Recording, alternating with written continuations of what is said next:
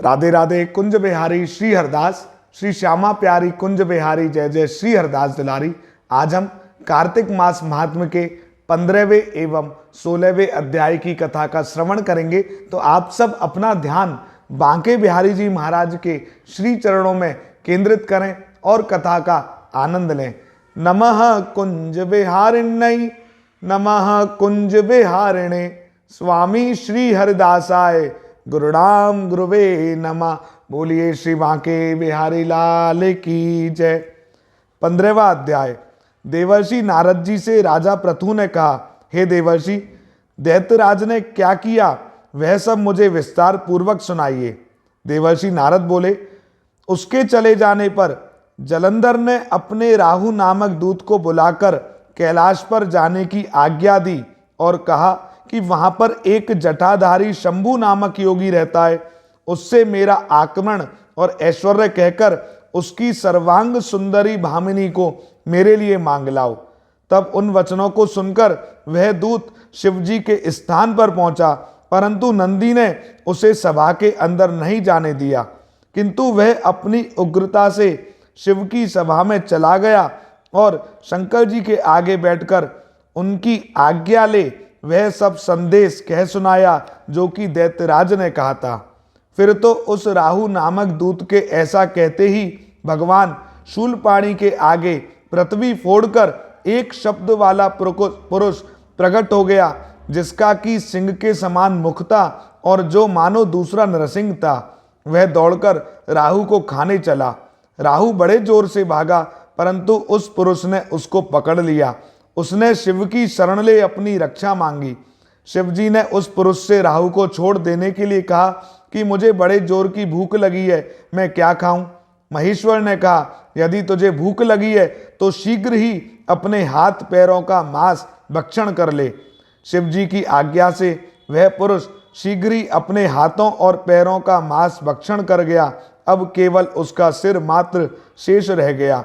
तब उसका ऐसा कृत्य देखकर शिवजी ने प्रसन्न होकर उसको अपना आज्ञा पालक जानकर उसे अपना परम प्रिय गण बना लिया और कहा कि मेरी पूजा के समय अब तेरी भी सदैव पूजा होती रहेगी, और जो तेरी पूजा नहीं करेंगे वह मेरे प्रिय ना होंगे। शिवजी से ऐसा वर पाकर उस पुरुष को बड़ी प्रसन्नता हुई। उस दिन से वह शिवजी के द्वार पर स्थिकीति मुख नामक गण होकर स्थिर रहने लगा। अब 16वां अध्याय। राजा पृथु ने कहा, नारद जी, यह तो आपने महाप्रभु शंकर की बड़ी अद्भुत कथा सुनाई है। कृपा कर आप अब यह बताइए कि उस समय राहु उस पुरुष से छूटकर कहाँ गया। जब राजा पृथु ने देवर्षि नारद से ऐसा प्रश्न पूछा तो देवर्षि ने कहा, उससे छूटने पर वह बर्बर नाम से विख्यात हो गया और मानो नया जन्म पाकर उसने अपने आप को धन्य माना तथा वह धीरे धीरे जलंधर के पास गया। वहां जाकर उसने शंकर जी की चेष्टा कही। उसे सुनकर दैत्यराज को बड़ा क्रोध आया और उसने सब दैत्यों को सेना सजाने की आज्ञा दी। कालनेमी और शुंभ निशुंभ आदि सभी महाबली दैत्य तैयार होने लगे। एक से एक महाबली दैत्य करोड़ों की संख्या में निकलकर युद्ध के लिए संबंध हो गए। महाप्रतापी सिंधु पुत्र शिवजी से युद्ध के लिए निकला। उसके आगे महर्षि शुक्र और छिन्न सिर राहु हुआ। फिर तो उसी समय जलंधर का मुकुट खिसककर पृथ्वी पर गिर पड़ा। आकाश में मेघ छा गए और बड़े अपशकुन हुए। उधर इंद्र आदि सब देवताओं ने एकत्र होकर कैलाश पर जाकर शिवजी के पास पहुंचकर सारा वृतांत कहा और यह भी कहा, आपने जलंधर से युद्ध करने के लिए जो भगवान विष्णु को भेजा था वह उसके वशवर्ती हो गए हैं तथा लक्ष्मी सहित जलंधर के अधीन होकर उसके घर में निवास करते हैं। अब देवताओं को भी उसके यहाँ निवास करना पड़ रहा है। अब वह सागर पुत्र आपसे युद्ध करने के लिए आ रहा है, अतएव आप उसे मारकर हमारी रक्षा कीजिए।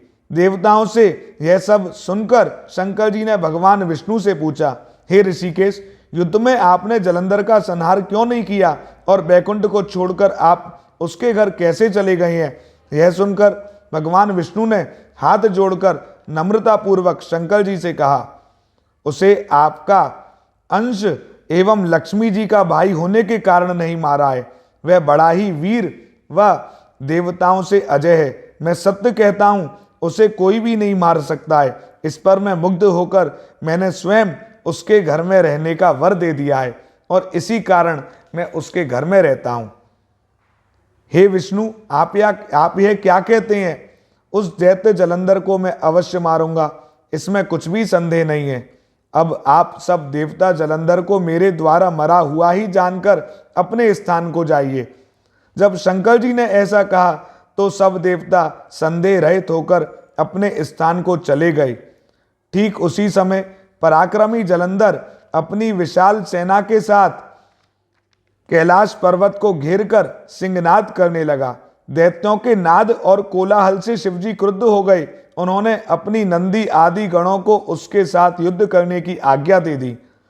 कैलाश पर्वत के समीप भीषण युद्ध होने लगा। दैत्य अनेकों प्रकार के अस्त्र शस्त्र बरसाने लगे।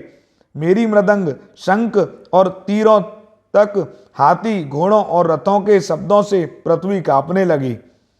युद्ध में कटकर मरे हुए हाथी, घोड़े और पैदलों का पहाड़ सा लग गया, जिससे कि युद्ध भूमि और भी आगम्य हो गई। दैत्यों के आचार्य श्री शुक्राचार्य जी अपनी मृत संजीवनी विद्या से सब दैत्यों को दोबारा जीवित करने लगे। यह देखकर शंकर जी के गण व्याकुल हो गए और उनके पास जाकर सारा वृतांत सुनाया। उसे सुनकर भगवान रुद्र के क्रोध की सीमा ना रही। वह अपने भयंकर रूप से दिशाओं को प्रज्वलित करने लगे। फिर तो उस समय उनके मुख से एक बड़ी भयंकर कन्या उत्पन्न हुई, जिसकी दोनों जंघाएं ताल वृक्ष के समान थी। वह युद्ध भूमि में जाकर सब असुरों का चर्वण करने लगी। तब युद्ध भूमि में इस प्रकार विचरते हुए वह शुक्र जी के समीप पहुंची और उन्हें शीघ्र ही अपने उदर में विलुप्त कर लिया। फिर स्वयं भी अंतर ध्यान हो गई। शुक्र के गुप्त हो जाने से दैत्यों का मुख मलिन पड़ गया और वह युद्ध भूमि छोड़कर भाग गए। इस पर उनके शुंभ, निशुंभ और कालनेमी आदि सेनापतियों ने अपने भागते हुए वीरों को रोककर शिवगणों पर बड़ा कठिन प्रहार आरंभ कर दिया। और ऐसा ही शिवजी के नंदी आदि वीर गणों ने भी, जिनमें गणेश और स्वामी कार्तिक भी थे, अपने गणों को रोक रोक कर दैत्यों से भीषण युद्ध करना आरंभ किया। बोलिए श्री बांके बिहारी लाल की जय। स्वामी श्री हरदास जी महाराज की जय। जय जय श्री राधे। तो आज की कथा में हमने जलंधर और शंकर जी के मध्य जो युद्ध हुआ है उसकी कथा का श्रवण किया है और कैसे शंकर जी सभी देवताओं की रक्षा कर रहे हैं यह भी जाना है। तो आप सब इस वीडियो को ज़्यादा से ज़्यादा शेयर करें और श्री बांके बिहारी जी महाराज की, शंकर जी की कृपा आप सभी पर सदैव बरसती रहे। श्री कुंज बिहारी श्री हरदास।